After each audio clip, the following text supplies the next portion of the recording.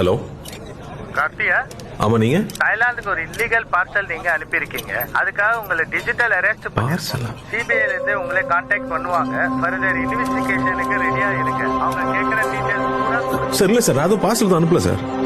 நீ கொஞ்சம் செக் பண்ணி பாருங்களேன் ப்ளீஸ். என்னடா என்னாச்சு? நான் ஏதோ கொரியர்ல ட்ரக்ஸ் அனுப்பிச்சிருக்கேன், தாய்லாந்துல மாட்டிக்கிச்சு, டிஜிட்டல் அரெஸ்ட்னு சொல்றானுங்க. முதல்ல போனை கட் பண்ணு. இன்னும் கொஞ்ச நேரத்துல ஃபுல் செட்டப்போட வீடியோ கால்லே வருவான்.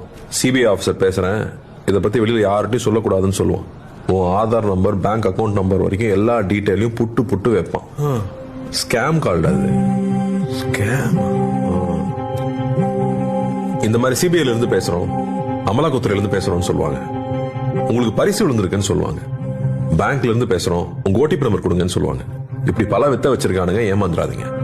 நம்மளுடைய பேராசையும் அறியாமையும் தான் இந்த மாதிரி சைபர் ஃப்ராட்ஸ்க்கான மூலதனமே.